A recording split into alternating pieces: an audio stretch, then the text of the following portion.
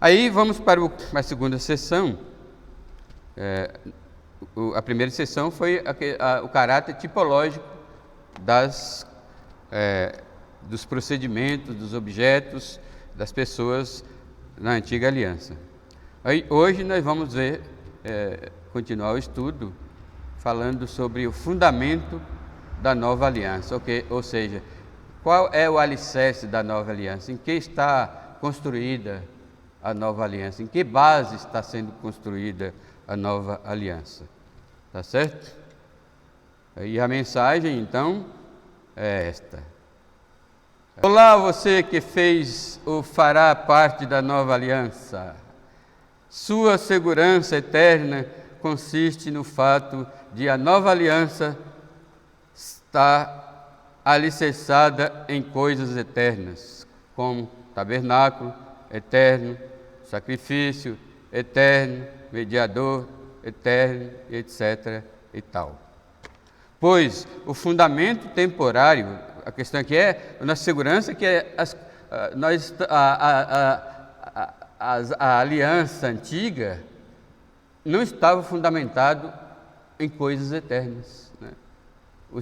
O tabernáculo era passageiro, era temporário, os sacrifícios eram temporários, além de não ser totalmente eficaz, né? O próprio mediador era temporário. Quem era o mediador da antiga aliança? Quem mediava, ficava entre Deus e o homem. Assim como na nova aliança há um só mediador, na antiga aliança também havia só um mediador. Então, nas horas de suplicar pelo povo, não era Arão que ia lá não, era Moisés. Senhor, mas você chamou esse povo, tirou do Egito, o Senhor vai destruir agora, Senhor? O que vão dizer as nações? Pois um fundamento temporário, ainda que posto por Deus, porque a antiga aliança foi colocada por Deus, né? Ainda que posto por Deus, fundamento, tem como finalidade apenas apontar para a existência de uma realidade eterna, também chamada de tipo e antítipo.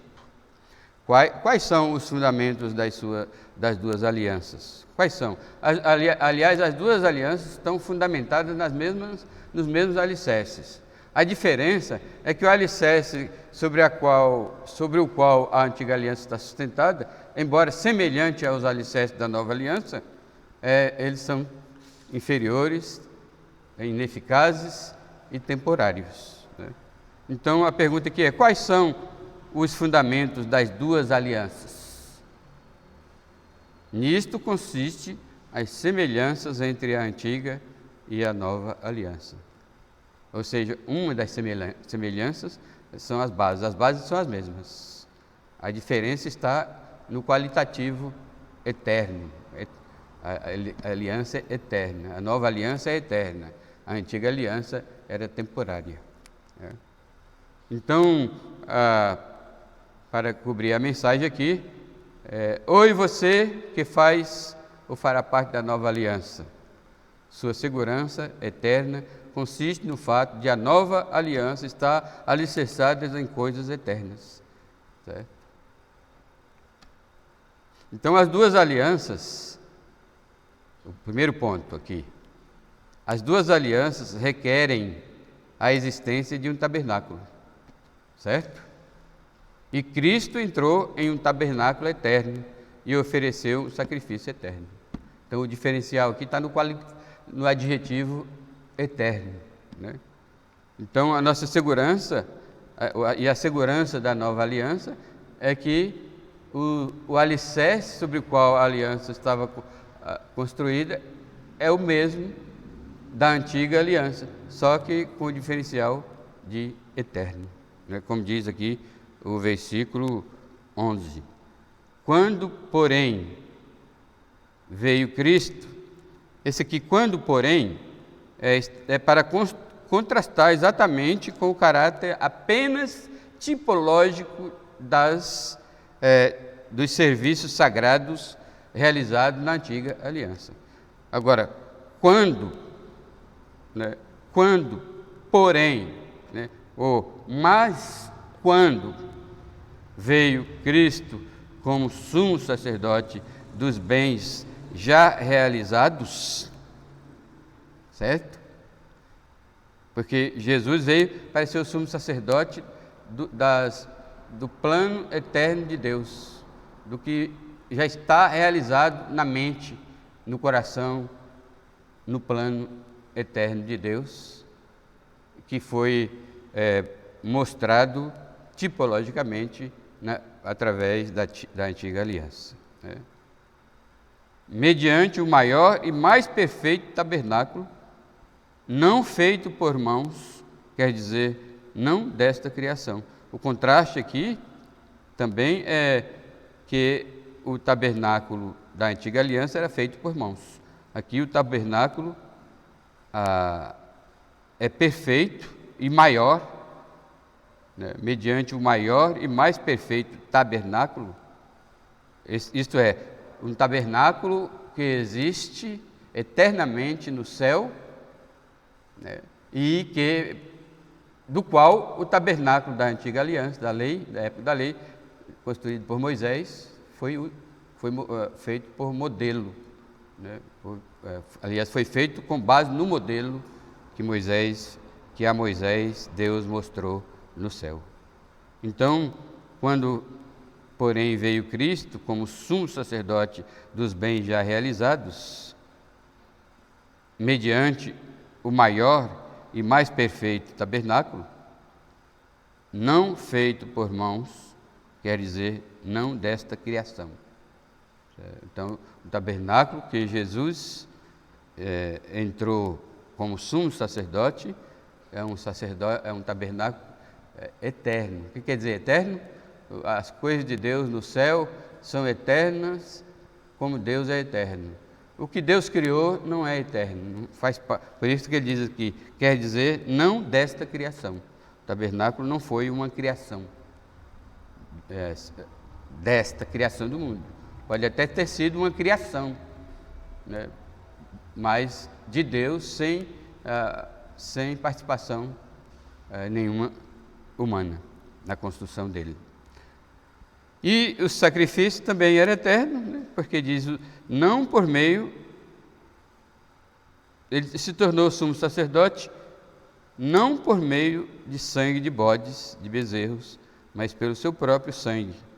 Entrou no Santo dos Santos, no lugar santíssimo, uma vez por todas, tendo obtido eterna redenção. E aqui a ênfase está no contraste com o ministério do sumo sacerdote na antiga aliança.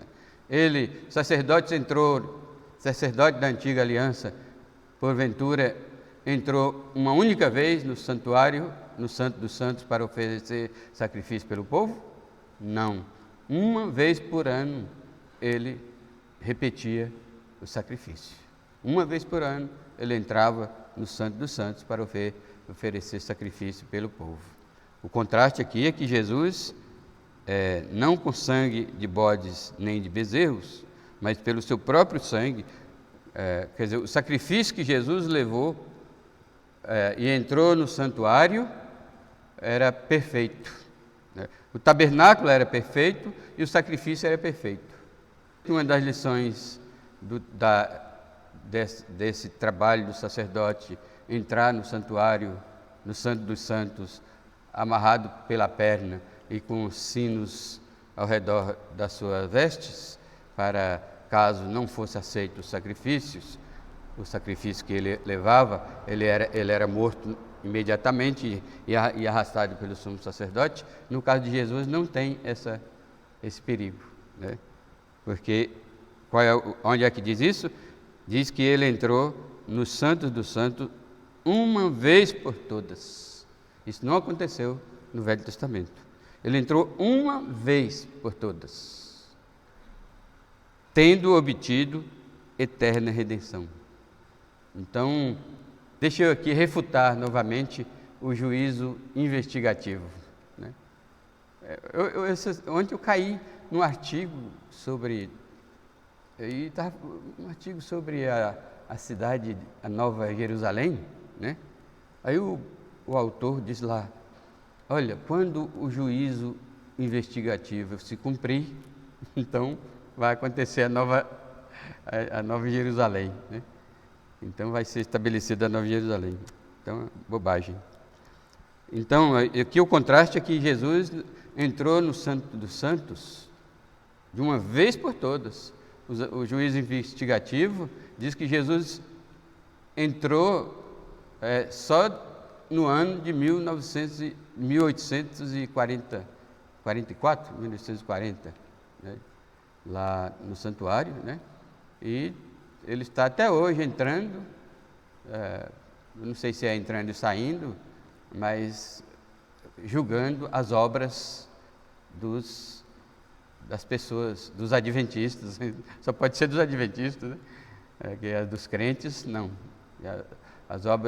A salvação não é por obras, né? Então, a salvação dos adventistas é por obras. Nesse sentido aí, não é pela graça, não é a morte de Cristo, não satisfaz a ira de Deus, de modo que perdoa os pecadores que creem em Jesus, né? Porque os pecadores estão, os nomes lá no Santo dos Santos, no santuário lá do céu, os adventistas que está lá, os nomes das pessoas. E Jesus conhece todas as pessoas, aí vai julgar se aquela pessoa é digna ou não de ser salvo, né? Então haverá muita decepção, né? Então, a diferença entre a antiga aliança é que o sumo sacerdote não entra uma vez por ano, mas uma única vez, de uma vez por todas. A segunda diferença é que na nova aliança, o sumo sacerdote entra após ter realizado o sacrifício, certo? Na antiga aliança, o sacerdote entra para realizar o sacrifício, certo? Será que é assim? E a outra diferença é que o sacerdote não tinha certeza que seria ou não aceito o seu sacrifício. Não, acho que o sacerdote também realizava o sacrifício antes, e ele já entrava com a oferta pronta. Então, nesse caso é semelhante. Jesus primeiro se ofereceu a si mesmo, morreu, né? Ressuscitou e subiu aos céus e entrou no santuário já oferecendo sacrifício, o sacrifício que ele tinha feito por todos os eleitos, todos que hão de ser salvos. O sangue de Jesus já pagou os pecados de todos os eleitos. Por isso que todos os eleitos serão salvos. E é por isso que não existe o tal de Cristo morreu por todos.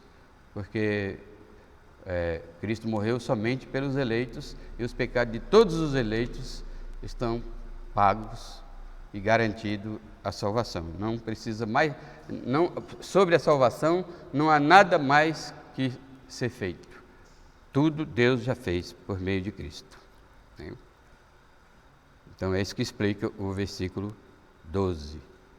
As duas alianças requerem a existência de um tabernáculo. Esse aqui é o fundamento. Esse é o fundamento das duas alianças, a antiga e a nova.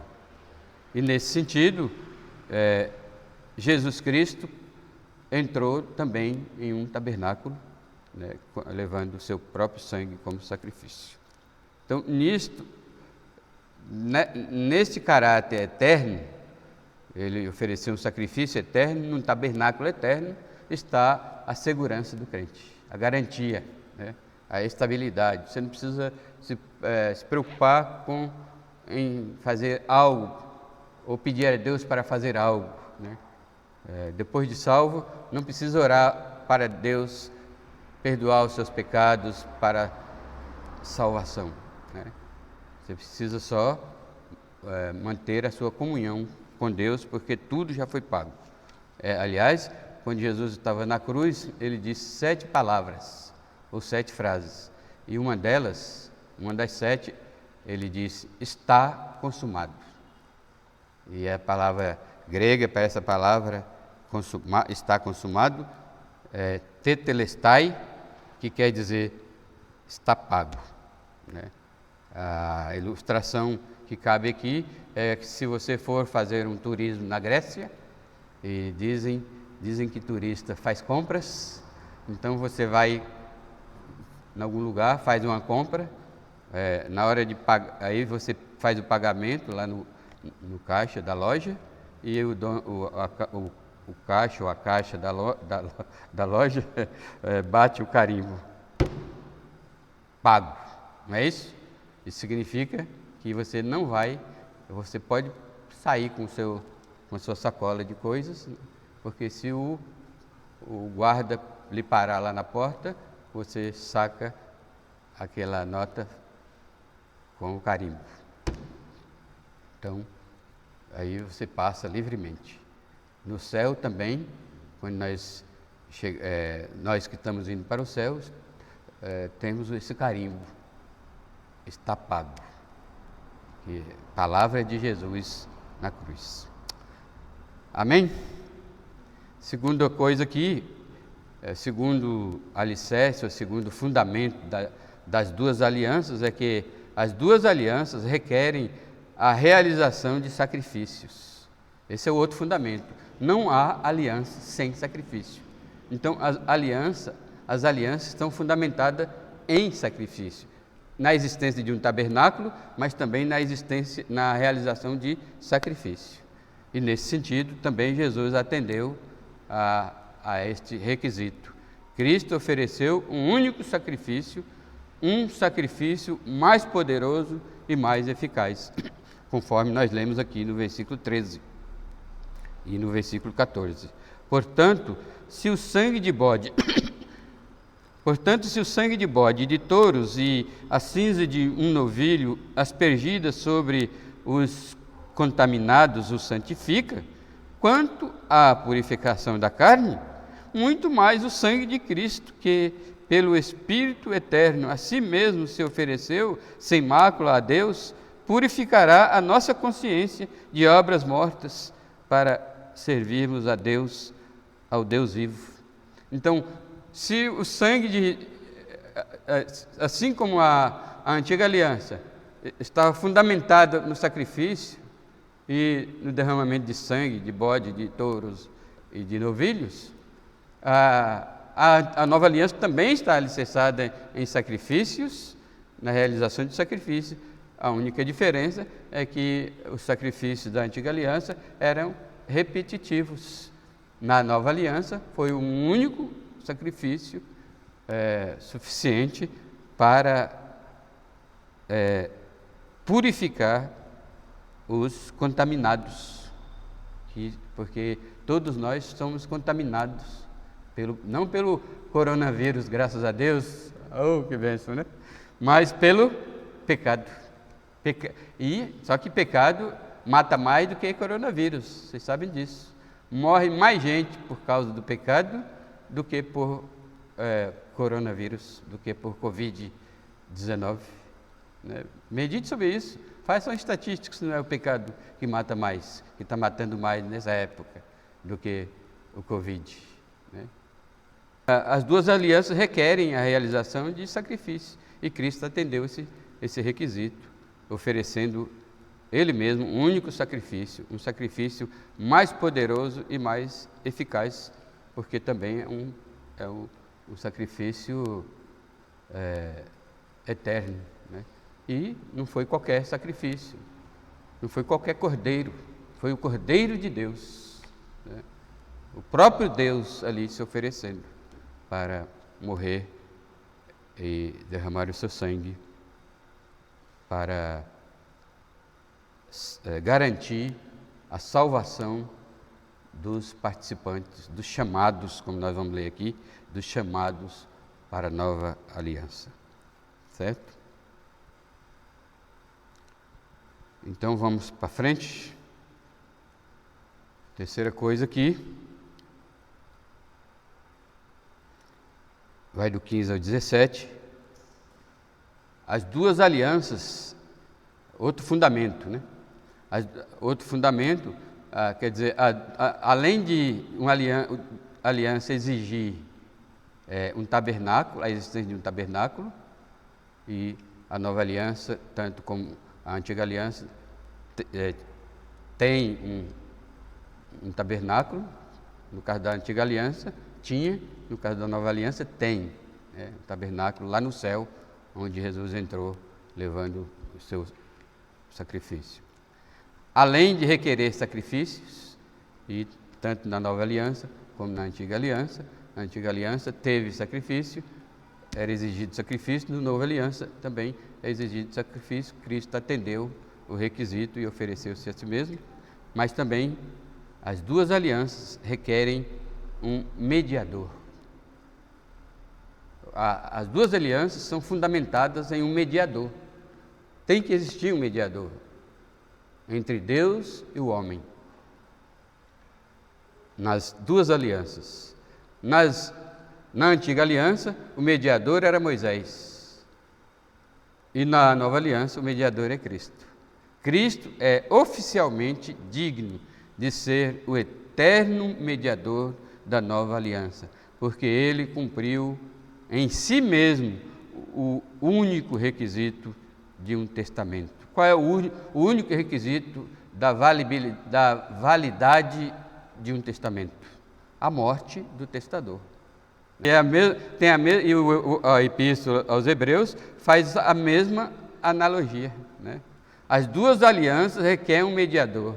Cristo oficialmente se tornou digno de ser este eterno mediador, porque ele cumpriu os requisitos de um testamento, ou seja, a morte do testador. Está no versículo 15 em diante. Por isso mesmo, ele é o mediador da nova aliança, a fim de que, esse por isso mesmo, remete à cláusula anterior. Por isso mesmo o quê? Porque ele ofereceu um sacrifício perfeito, de uma vez por todas, eterno, num tabernáculo perfeito. Aí por isso mesmo, ele é digno.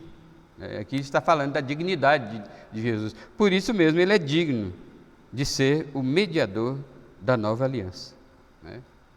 Aí vai falar da finalidade, a fim de que, intervindo a morte para a remissão das transgressões que havia sob a primeira aliança, porque também é interessante, porque Jesus está pagando pelos pecados dos participantes da antiga aliança também. Na antiga aliança, houve salvos por Cristo antecipadamente, né? Os que foram salvos no Velho Testamento foram todos salvos por Cristo, pela obra de Cristo, pela pessoa de Cristo. Só que ainda não estava, a obra de Cristo não estava feita, era profético, né? Então, quando Jesus veio, ele ofereceu o sacrifício pelos que foram salvos e pelos que ainda haveria de se salvar.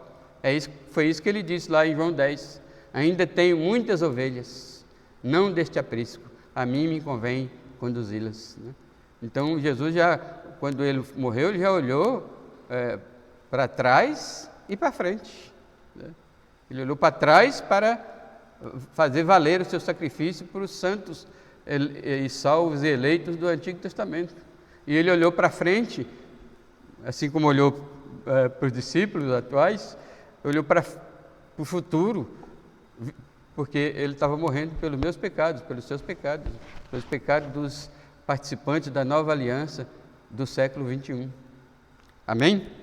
Por isso mesmo ele é o mediador da nova aliança, a fim de que, intervindo a morte para a remissão das transgressões que havia sob a primeira aliança, as transgressões, Jesus perdoou pelo seu sangue as transgressões dos que estavam na antiga aliança, das transgressões cometidas no Velho Testamento, né? Isso aqui fortalece a doutrina da eleição, dos inscritos no livro da vida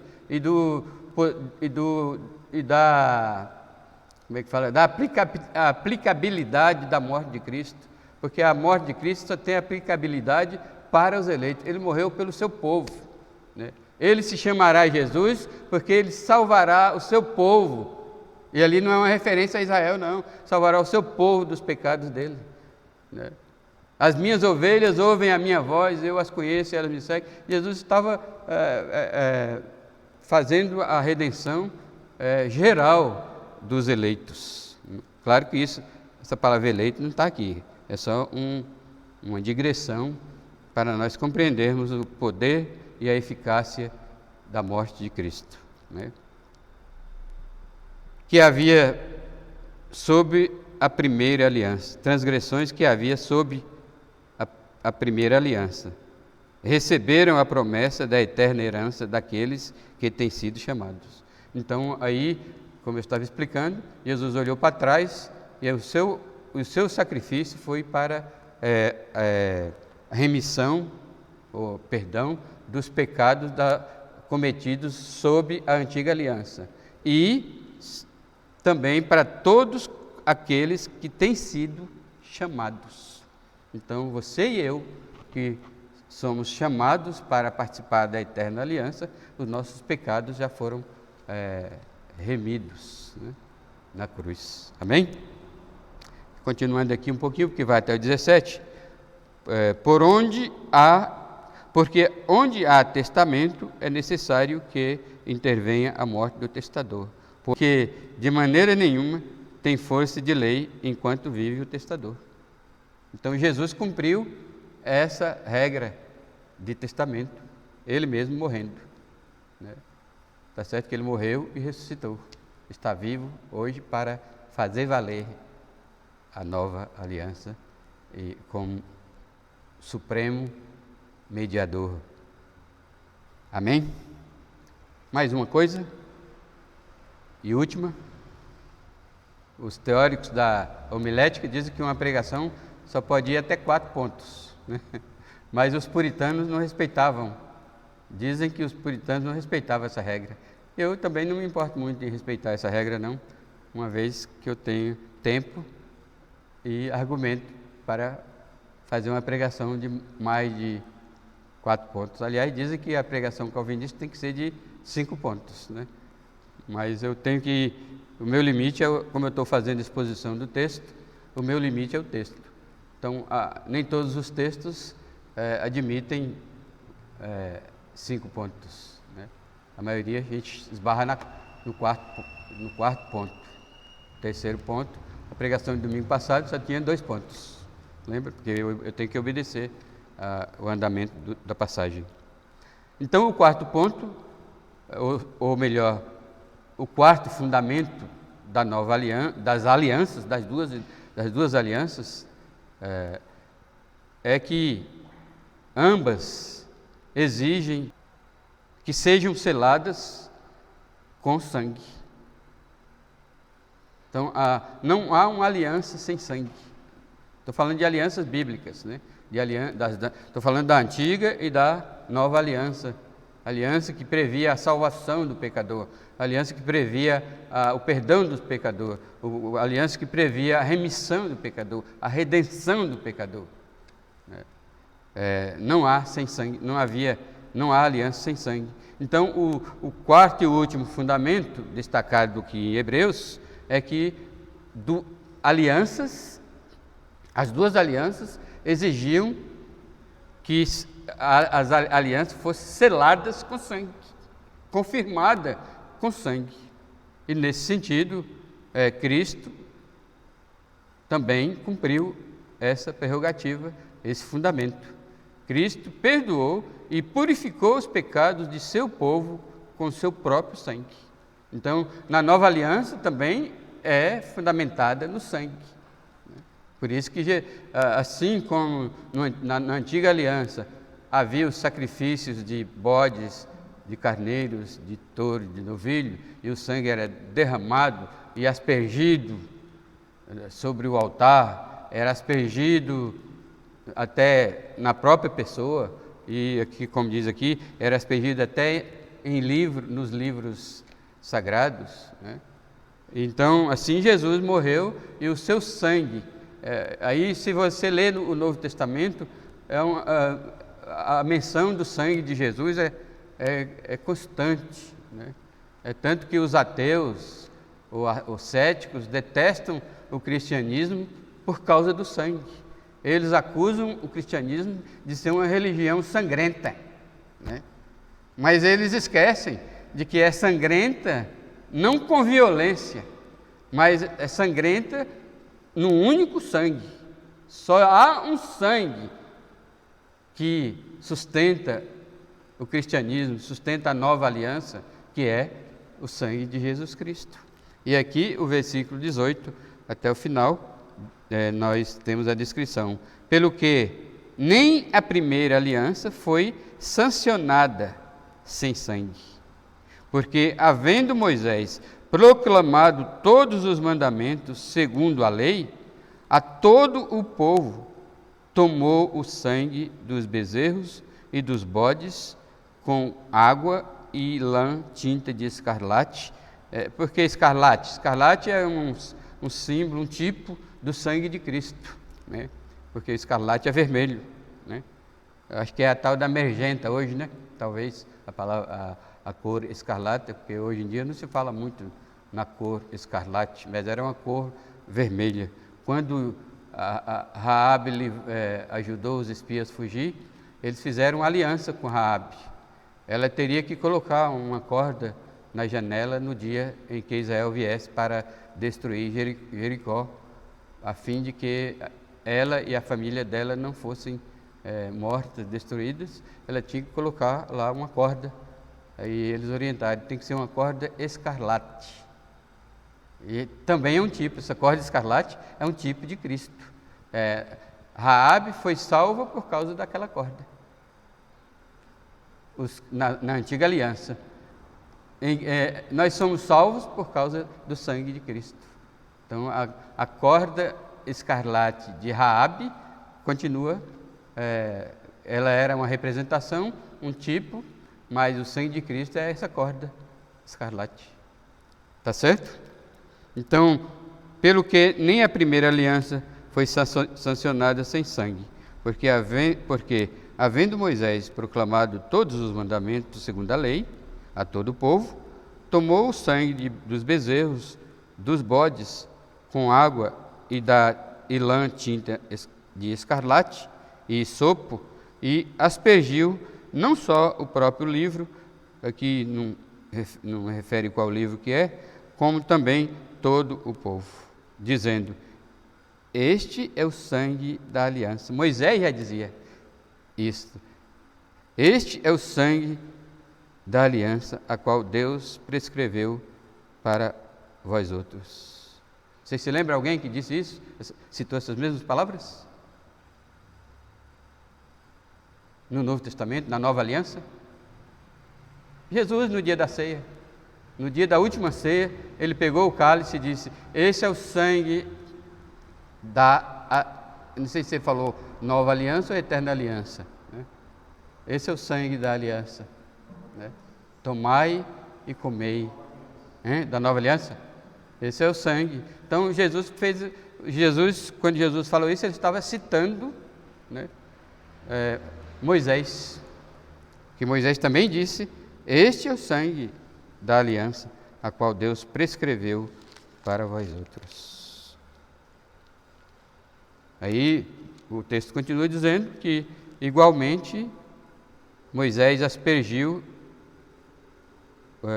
igualmente também aspergiu com sangue o tabernáculo todo. Olha, eu mostrei o tabernáculo para vocês semana passada, né? Vou mostrar daqui, deixa eu ver, não é aqui não. Então, até o tabernáculo foi aspergido com sangue, e todos os utensílios eram aspergidos com sangue. Os utensílios do serviço sagrado, né? As bacias, os copos, né? Tudo mais. Por quê? Porque o sangue é um fundamento das alianças. Porque, com efeito, o versículo 22 responde: porque, com efeito, quase todas as coisas, segundo a lei, se purificam com sangue. Então, segundo a lei de Moisés, tudo quase tudo, era purificado com sangue. Quando o pecador pecava, ele ia para o sacerdote e levava o seu animal para o sacerdote sangrar, imolar, e o sangue era parado numa bacia e o próprio pecador era salpicado com sangue. Aí a mesma coisa é na nova aliança. Aí conclui-se aqui que sem derramamento de sangue não há remissão. Então, por que quase todas as coisas, segundo a lei, era purificado com sangue? Porque sem derramamento de sangue não há perdão. Então, o fundamento e a segurança do perdão dos nossos pecados, no dia que você confiou em Jesus como seu único e suficiente Salvador, todos os seus pecados foram perdoados pelo sangue de Jesus derramado na cruz do Calvário e no Getsemane. Amém, meus irmãos? Então, esses são os fundamentos das alianças que se cumpriu em Cristo, entrando no tabernáculo, oferecendo a si mesmo como sacrifício, morrendo e derramando o seu próprio sangue. Então, a conclusão natural desta pregação é que Jesus cumpriu todos os fundamentos da nova aliança, mas estes fundamentos são fundamentos eternos, os fundamentos sobre Jesus, que Jesus cumpriu. Por exemplo, ele entrou em um tabernáculo eterno, ele realizou um sacrifício único e eterno, por isso, ele próprio é o mediador eterno, e, finalmente, ele selou a nova aliança com o seu próprio sangue, eterno e eternamente. É por causa desses fundamentos que a esperança do crente é firme e é o combustível para a nossa fé, para a nossa alegria e para a nossa segurança neste mundo e para sempre, até o cumprimento de todas as promessas da nova aliança, porque a maioria das promessas da nova aliança não se cumpriu ainda, como nós vimos hoje de manhã, né? Mas todos esses fundamentos se resumem, meus irmãos, na pessoa e na obra de Jesus Cristo. Jesus Cristo é o fundamento da nossa esperança. Na verdade, de todos os fundamentos da nova aliança, Jesus é o fundamento da nossa esperança. Amém? Então, Deus nos abençoe com essa mensagem.